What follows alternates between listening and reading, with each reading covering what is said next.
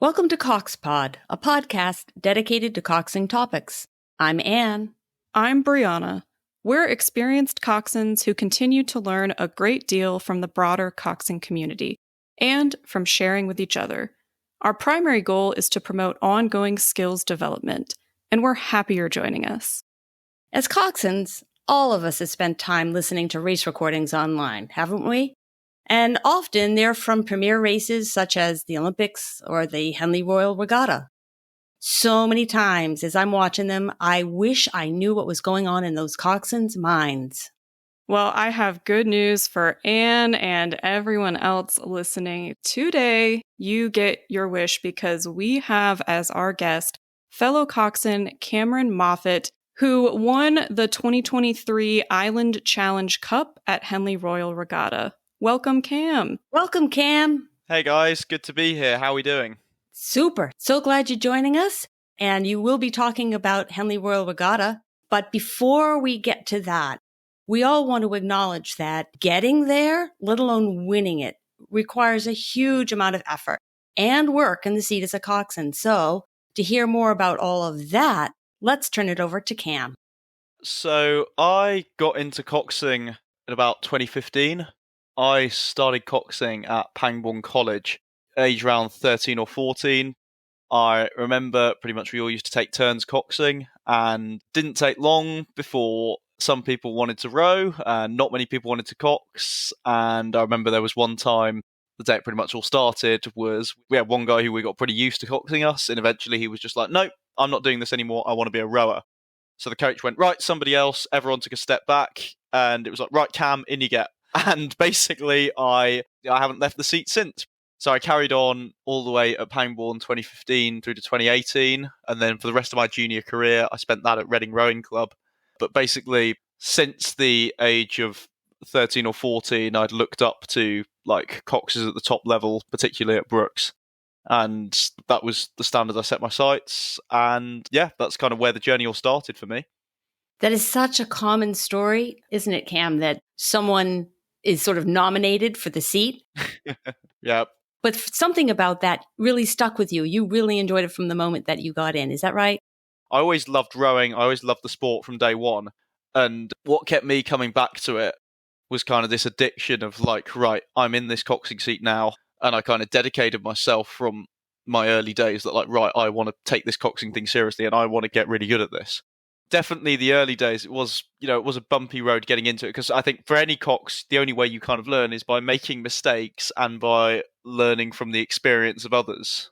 A lot of it, you just picked it up as you went along. Every time you were picking something up, you were adding to your journey, you were learning something. But I started from nothing, and the only way really I could learn was by getting more and more experience and by doing more and more of it. Can you tell us a little bit more about your coxing development? As you point out, we all start with no information, with no skills in that seat. What was it like, more specifically, being the new kid at Brooks? Yeah, so I've kind of followed my dream definitely since 2017 when Harry's Ladies Plate video came out. It's like, right, Oxford Brooks, that's where I'd set my sights, where I wanted to go for uni. I very much went to uni to row, not to do a degree, and I'm not ashamed of saying that. But yeah, I'd already achieved, a big part of my dream and my ambition arriving at Brooks in September 2020. My first year there, I was very, very much the new kid, as we put it. We had Harry Brightmore, who's obviously now in the national team as the top cox. We had Scott Cockle, double under 23 world champion, and all these other coxes at Brooks who were all pretty big names in the coxing world. They were all people older than me, all people more experienced than me, all people who had made a name for themselves in the coxing world in a way that I hadn't. And what obviously was quite isolating as you arrive there, and international level coxing is just the standard that's expected. It's like, right, you know what the competition is, you know what the standard is expected of Brooks coxes, nothing less than that will do. So it was tough, obviously having come from very provisional school and club level background, but I wanted to be there, I was fully invested in it, and I was going to do whatever it took to get to the level of these other coxes that were at the top of the sport and that were ahead of me. I was very much on my own, but I had that ambition, I had that drive to develop and pick up what these other coxes ahead of me already had, and just keep adding to your journey, learning so much along the way under Henry Balash Webb and Richard Spratley. and the fact you were the new kid soaking all of it up as you went along to develop. So you mentioned mentorship and building your skill set. Was that specifically coxing related? Because we've found, for our experiences as well as many other listeners, that they don't have a mentor or someone who's actually coaching them. How did you pick up the huge amount of skills that you have garnered over the years? Reading Rowing Club was very good. They set me up on a mentorship course with Zoe de Toledo, Olympic silver medalist in the women's Rio 8 2016. She came down to our club one day, I remember, did a little bit of work with me and some of the masters lot down there. I think they all remember it pretty well. It was all pre-lockdowns, but I would submit her some of my recordings. And yeah, it was obviously great experience, great mentorship to learn from someone who's already been and done it. But yeah, that was a big part of my development before kind of making it onto the scene at Brooks. That's amazing that you got some development so early in your coxing career. Kudos to your club for providing that, Cam. And of course, nobody comes out of just a couple of years of coxing at the school level at an international standard. So I imagine that was pretty intimidating. Going to Brooks, being among these extremely accomplished coxswains, but still being on your own learning trajectory. Could you share a little bit more about what that was like? Yeah, well, a big thing obviously I wanted to talk about was even though you're in a leadership role, coxing is probably the most isolating seat you can sit in the rowing world, because truth be told, you're the link between the coach and the athletes, and you do fall between stools. You can be getting it in the neck from the coach, and you can be getting it in the neck from the athletes about pretty much any and all things that could go wrong, left, right, and centre. So what was difficult was trying to develop my own skill set, while at the same time you've got to be doing what the coaches expect of you. But at the same time, you've also got to be delivering that to the athletes. And remember, like, the coach and the athletes don't always understand every single thing that's going on for you in that seat, or some of the things you might be having to deal with. If anything goes wrong for a cox, it's pretty obvious, but not everyone knows what's going on in there. So a big thing that I had to develop, because it always has been isolating. There's no two ways about it. Even when you win, it's still an isolating role to be in. But the big thing that I learned in order to carry on and get to the level where I aspired to be, I had to back myself. I had to be very confident in my ability. And even though maybe I wasn't at the same level of experience as these other coxes ahead of me, I had to back myself. I had to believe in myself that I can still be just as good as these guys. But I need to be confident. I need to back myself in my ability that I can get there. But yeah, that strength and that kind of resilience that I developed pretty much right from day one carried me through and allowed me to overcome some obstacles along the way.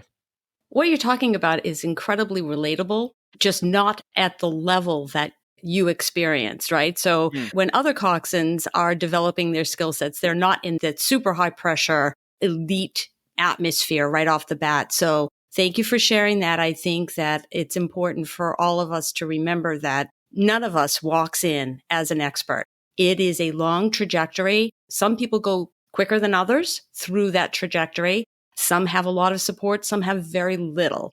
I agree. That's a really relatable experience, fighting through that isolation of no one truly knowing what you are doing and facing in the seat. And again, I really respect and admire how you were able to pull that off in, as Anne said, such a high stress environment with such high expectations of you. And I think what you provided is something very actionable that coxswains can do. They can back themselves. They can have that confidence that they will reach that level even as they are still developing. And I know for you, Cam, that resilience that you developed was really critical in future experiences you would encounter in your coxing career. Those day-to-day adversities, we might say, that we face as coxswains, the bigger deal adversities that come our way. So we'd love it if you could share with our listeners a little bit about how that resilience that you developed became critical for you in overcoming those things that we face as coxswains. Yeah, of course. All good coxers are going to face some sort of adversity. Yeah, we've all been there. Be it your standard bad outing, you're not a real cox until you've crashed once or twice. What? You've had a crash?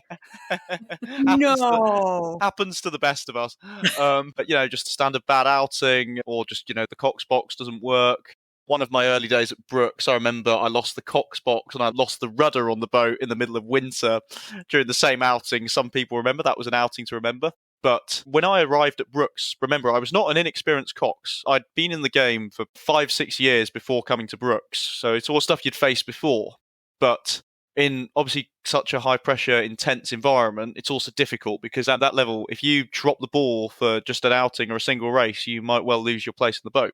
So really, the way I dealt with it was, still backing myself that no matter what happened, I'm still a good cox. And when I did have the low days, just your standard bad outing, anything going wrong, too many experiences to name in one episode, but it would be the sort of thing like I knew how to just go home, get some time to myself, decompress. If you need to go home and punch a pillow or cry into your pillow just to get the emotional side of it out, then that's fine. Decompress and then dusting myself off, picking myself up again, because then I would tend to find that some of my worst outings in my whole career have then equally been followed, probably in the same week, by some of my best outings. And what would generally happen is I'd have a bad day, and then by the time you come around to the next day, it's like, right, I'm not going to make that mistake again, or I'm not going to let that happen again, or right, we had a really bad session this day, and that was because of this problem, so I'm going to focus on really fixing it, and it's going to get better. And then as soon as it gets better, the way you pick yourself up is like, well, as soon as it's gone well, then as a cox, obviously people do compliment you. It's like, yeah, Cam, that was good, well done. And then it means the world to you even more when people are nice to you, doesn't it? Absolutely. All coxes, we're human beings at the end of the day. It's a human being in that seat. And just using that to, using sometimes the adversity, using it to motivate you, using it to get you hungrier, to get even better was kind of my way of going into it. So glad you articulated that, because that is something that I think many people who are feeling those days of discouragement can keep in mind. You're modeling how you did that. Other people have other methods, but it all works. You've got to take care of yourself. It's really, really important. And thanks for sharing that. Absolutely. That roller coaster of emotions as a coxswain is so relatable. I know I've had days where I thought, why am I still doing this? I don't have to do this. Why am I getting up and doing this? And then you have one of those amazing outings where the boat is just flying, your calls are working, everything is just gelling in this really beautiful way. And you're like, that's why. And those buoy you through the bad days. Exactly. You find your love for what you do again as soon as it's going well, don't you?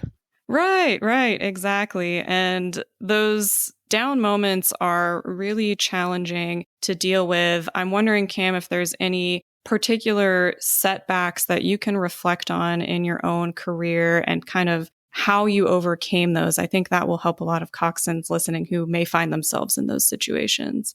Well, remember, just the road to even get to Brooks is a school of hard knocks in itself. You will get knocked down time and time again as a cox, and you have to be able to take the hits and come back from whatever you face. That is the only way your coxing will get better. So a big one for me, this is probably one of the darkest points, was in 2022. At the last minute, the decision was made that I wasn't going to be in the Prince Albert A Cox 4. That's one of the student events at Henley in the Cox 4. That was obviously a massive blow. It happened right at the last minute, and it was tough. Yeah, it was tough because at the end of Henley, about 10 days later, they went on to go and win while I was stood having to watch. It was a really difficult point because I felt I'd done all I could. I didn't really think I could have done any more, and I still didn't get the result or the outcome or the boat that I wanted. And I went through this dark patch of kind of, right, do I stay in the sport? Do I carry on with this coxing thing? Or do I just call it a day, throw in the towel, just walk away and get stuck into something else? It was a real mental struggle because I was between very much a rock and a hard place of, bottom line, did I carry on coxing or not? Because I still had one more year left at Brooks. But the mentality I got myself into was that I have not trained since 2015 to be at this point, to kind of just walk away, to just throw in the towel, to kind of just let that setback of the previous year define me. And I think a big thing that lifted me up was end of 2022, we did Wallingford Head. And that would have been with that was Brooks' third 8, I think that was. But I remember it was just such a fun race. 4.5k upstream, absolutely pelting it downward stream. So I had this real opportunity of being a leader in there as well, as one of the more experienced guys in there. It's also Wallingford Head, it's our home stretch as well. It's one of the big bucket list things you could do as a Brooks athlete, Wallingford Head. And anyway, I remember we did it, we pulled it off. And I remember we overtook 2 crews and we came away with a win as well. It was just such a fun race. It was just such a good day out with such an absolutely amazing group of lads. And I think that was where I really kind of fell back in love with the sport. The fun aspect of coxing was definitely at its best in that race. One of my happiest memories, I think, at Brooks was just coxing that 8 on that day. And yeah, I went home. I had the medal, which was a big part of it, but it had just been a good day and a good day of coxing and with a good crew. And it just made me think, this is why I do it. This is what it's about. It's about having fun. It's about using your skill set to lead a crew and get the most out of them. And that is actually just such a rewarding feeling. I don't think you can ever get enough of that feeling, like that feeling of responsibility, that feeling of leadership. I just really enjoyed that. And I just thought, right, I've still got another year in me. I've come too far to just throw in the towel or just let the previous year's setback define me. I could have just been like, right, I didn't get where I wanted to, call it a day. I thought, no, just give it one more year and go again. And yeah, that kind of led on to things that were later to come in the next 8 months that followed that race. What a beautiful and sometimes painful description of that roller coaster. Thank you for sharing it in the way that you did, because you've led us from, real deep pain of disappointment, and then the other side of regaining that love for the sport and really persisting. Your ability to persist in the face of adversity is so admirable. I just want to say that. And I'm sorry you've had those bad experiences, but I know that you've gone from the dark moments on to some additional, not just one, but, many, many brilliant races. As we continue this story from an initial setback, the comeback doesn't end at Wallingford Head. So if you could, Cam, give us a little bit more, maybe for listeners who aren't as familiar. Many of us have not been to Henley. Could you tell us a little bit more about what that event is like leading up to the subsequent appearance that you do ultimately make there? Okay, so Henley Royal Regatta, I would say it goes, well, the Olympic Games, obviously the top of the sport. I think Henley Royal Regatta is still up there with importance of the Olympics. Nothing's got the history of Henley Royal Regatta. Remember, that's a big part of it. It's gladiatorial racing, 2 boats side by side upstream with these big concrete and wooden booms that divide the race course from the river that's filled with spectators. But basically, Henley Royal Regatta comes at the top of domestic/international rowing. For the majority of rowers there, it is the pinnacle of their rowing career. It is the biggest row you will do. It's the only regatta really in the world you're going to find Olympic champions racing side by side with club, uni, and student rowers. It's all there really at Henley. For me, from day one, particularly starting to cox in the UK, you pretty much learn pretty early on that Henley is everything. If you're over in the States, it's maybe not covered perhaps so much. Obviously, you see some of the big names, you see Cal, Washington, and Yale coming over, but definitely in the UK, you learn pretty early on that Henley is everything. And if you make your appearance at Henley in front of the whole rowing world, that's the pinnacle of your rowing career.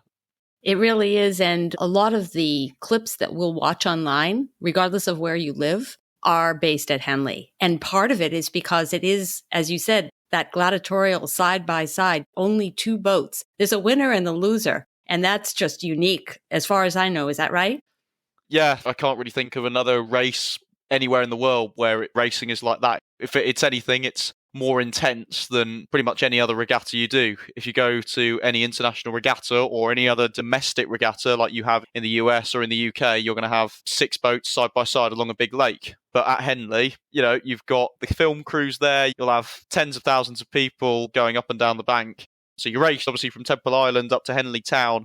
The big thing for Henley is that definitely towards the end, as you come into enclosures towards Henley Town, the closer you get to the finish line, it becomes more and more like rowing in a stadium. And you're not going to get that at any other regatta in the world. So it's a really, really special traditional race to do. And so for me as a cox, personally, I think the best coxing recordings you can listen to out there are all ones of the Henley coxes. And remember, I'd grown up following the likes of Harry Brightmore and Rory Copus, some of the other popular, famous cox recordings you can find on there. And remember, they're all at Henley. They're all at Henley in Henley finals, where it's the pinnacle, it's the peak of this gladiatorial side-by-side racing you're having in this very special race. So it's really, again, for coxes, for all British rowers, you learn pretty early days that it's not just any other regatta. It's not the same as winning just a national championship or bucks or national schools. It's really something else. It is, quote, writing your name in history to even participate in Henley, let alone win it. Yes. And we're going to hear more details about that winning in just a few moments. But the harsh reality, the long reality is to get there must take a lot. Oh yeah. I never said it was easy. No, you never did. Not once. But pro tip to our listeners, take Cam's suggestion. Watch, listen to the Henley recordings. They're great to learn from. But I'm anxious to learn a little bit more about how you prepped for this race that you're going to describe and all of that. So tell us more, Cam, please. I started working with the Brooks Women's first date. I think it would have been late April, early May. It was just before we did Duisburg Regatta. So Duisburg Regatta is one of the biggest international races you could do in Europe. It is the top end of the sport. You get a lot of under 23s, a lot of development national teams going. In my opinion, Duisburg was above the standard of any student crew you're going to race. It's more ladies' plate, grand, international. I was fortunate enough to be selected to take the women's 8 for that race. We did very well. We came away with a win on both days against some really, really strong international competition. I enjoyed coxing the women. I felt we pretty much clicked straight away.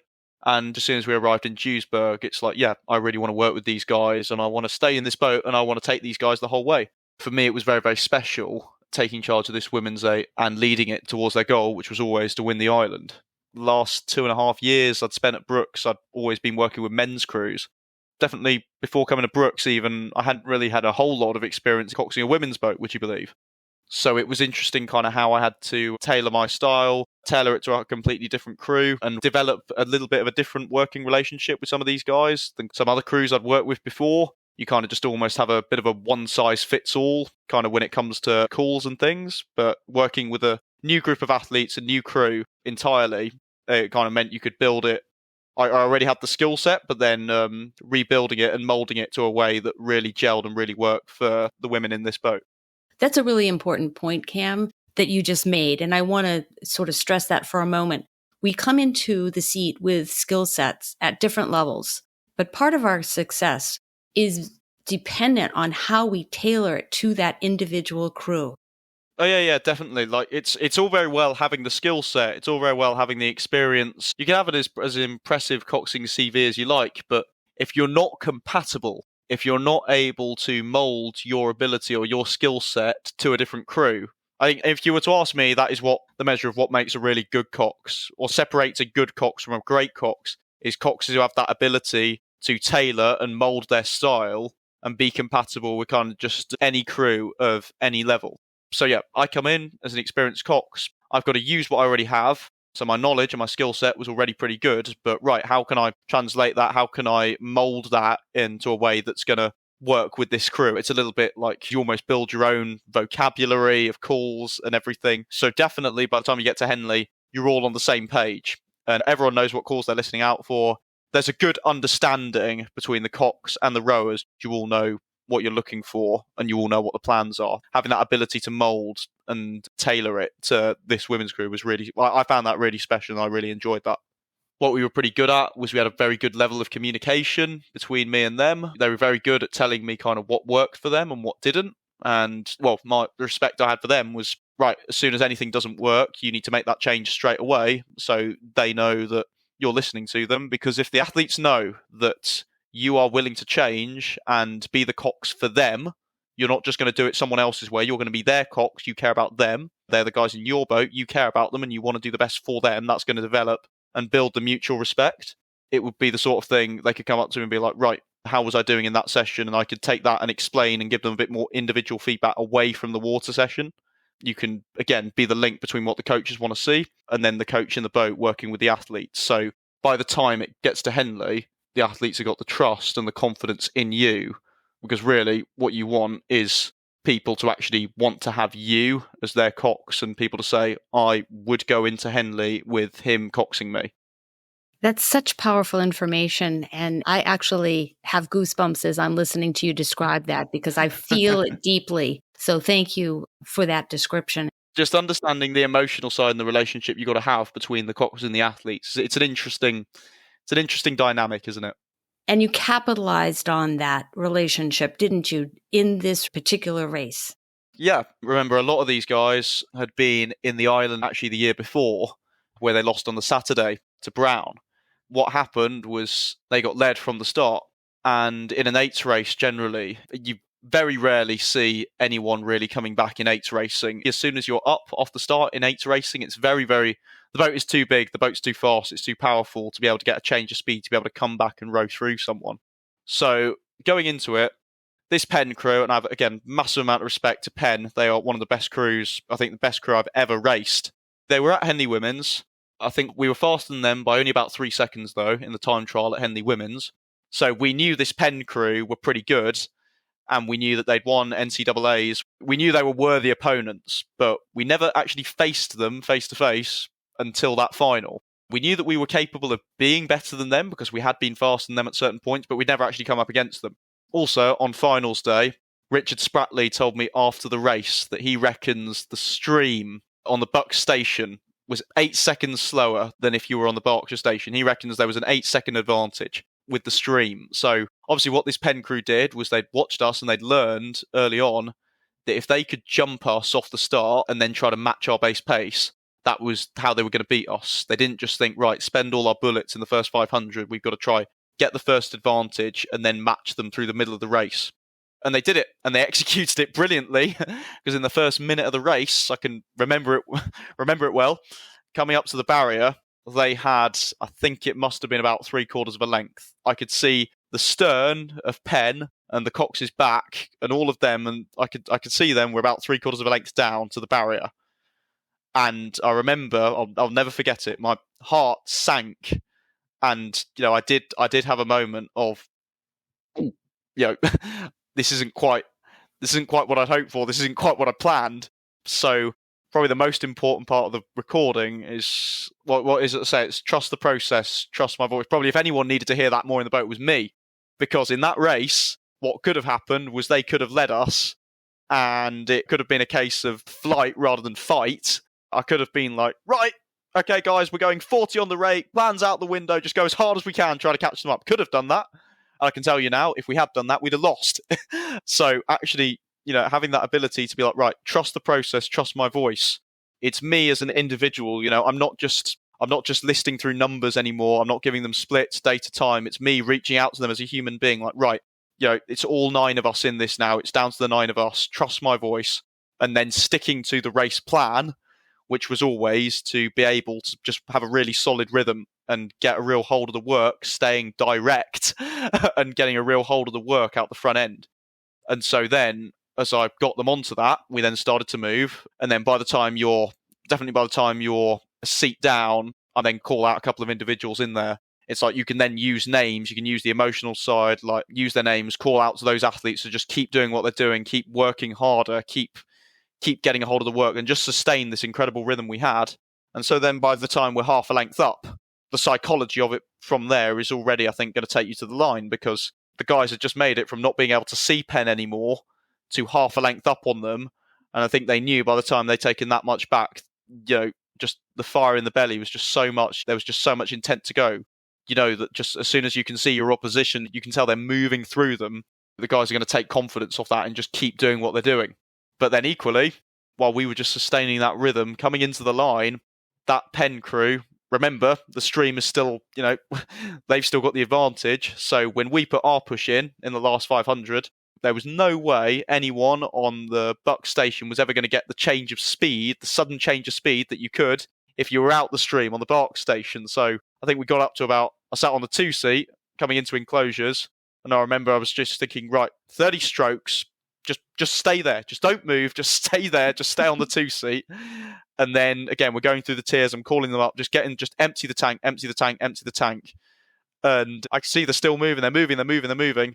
And then I remember finally making it to the line and hearing the first beep. And I can remember literally just feeling like just a massive weight come off my chest. So I feel myself going, like I could breathe again suddenly. And then it wasn't until I heard the second beep and realised, okay, that's for them, not for me. It's then you're like, oh, I've just won Henley. But that's kind of the psychology and the emotional side of that relationship and that bond and that trust that we had being put into practice that was able to allow us to pull off that race.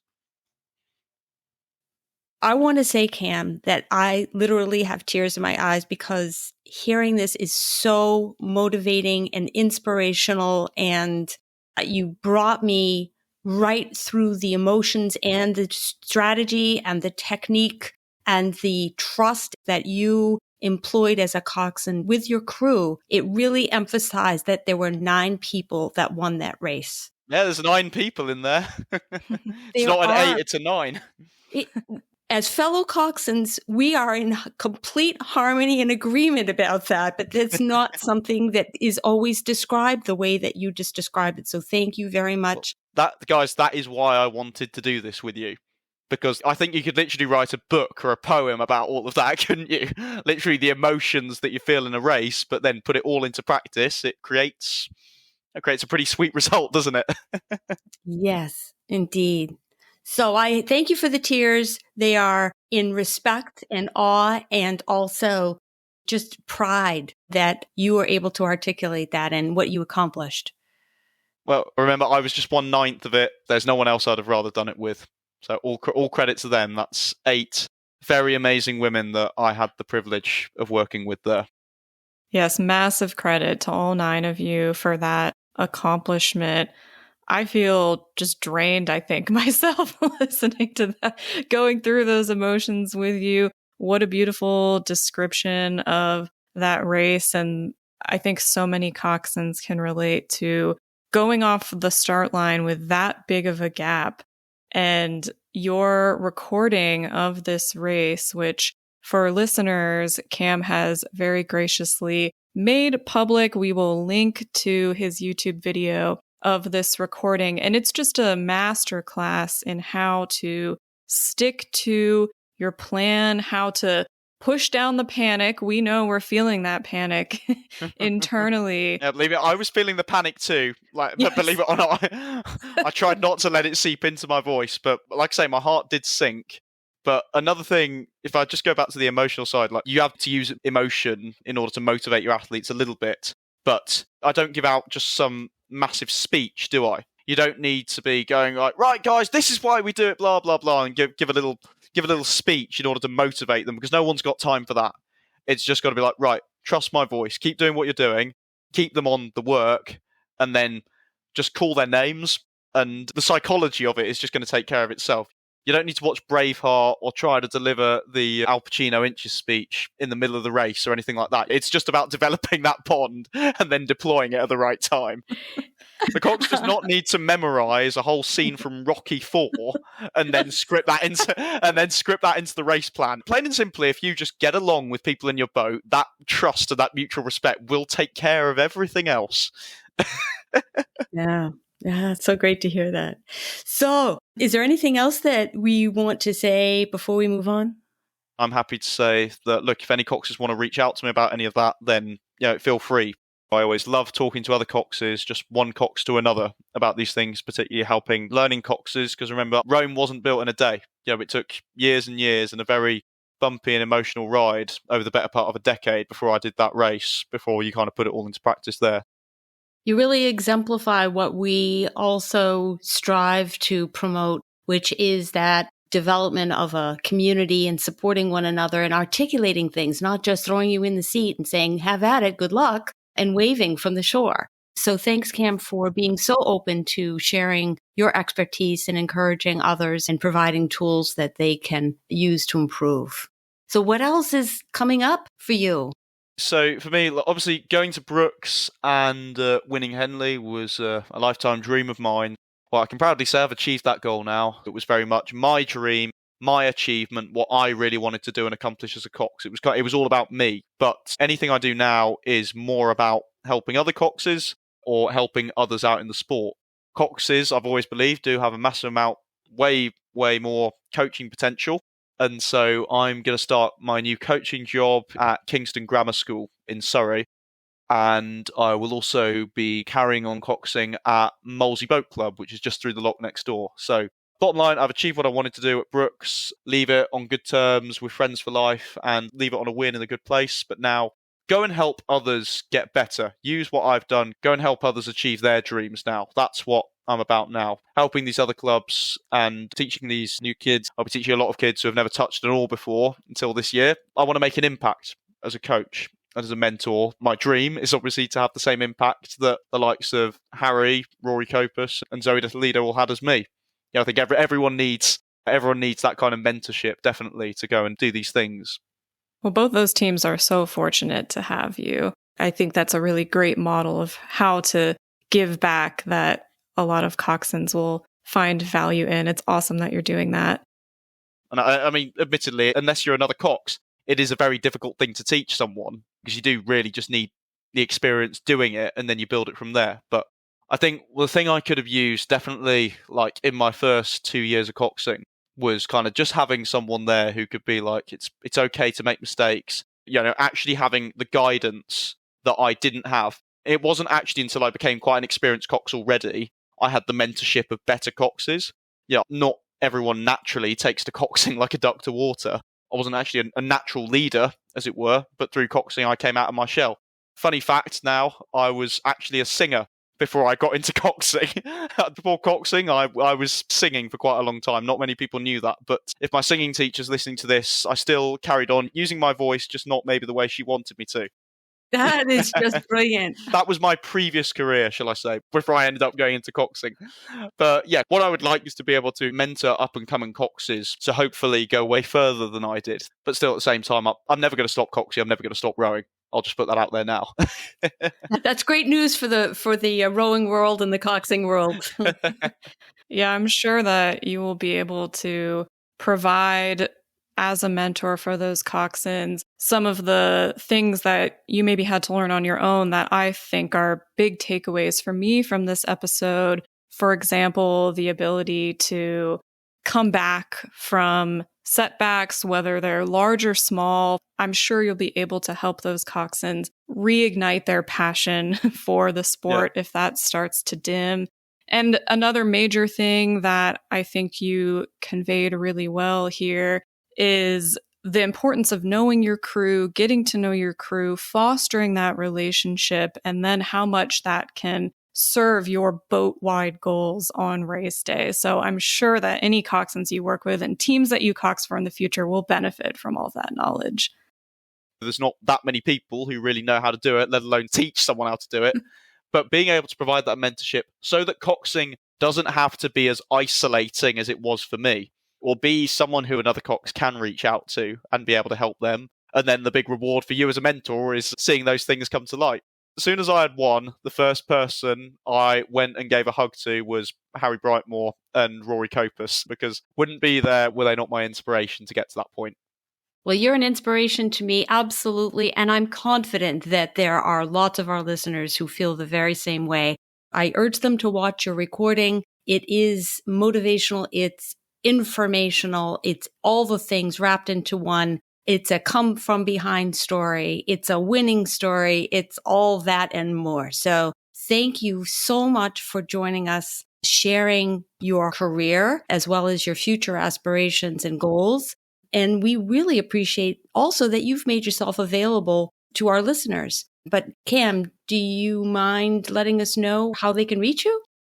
But yeah, guys, feel free to email me or feel free to message me on Instagram. I'm always keen to help out fellow coxes, one cox to another. I think the only way really any cox is going to learn is by having a mentor or actually talking to someone who actually knows what the job is about. Because most coaches have not come from coxing. I was very fortunate, actually. Hugo Gulliver was a cox before he went into his coaching, and that definitely helped me come on, so all credit should go out to Hugo. But majority of coxes, you're not going to be as lucky as me, as I was at the end of my time at Brooks, to have a coach who was a former cox. So the only way you can learn is through experience, first thing, and then through the mentorship of the guidance of people who know the business. And keep listening to CoxPod, because I don't think really you can go wrong with some of the stuff you're picking up here. Well, thank you so much for that promo. We appreciate it. And absolutely, in the episode details, we will include Cam's contact information for anyone who would like to get a little bit of that mentorship themselves and reach out.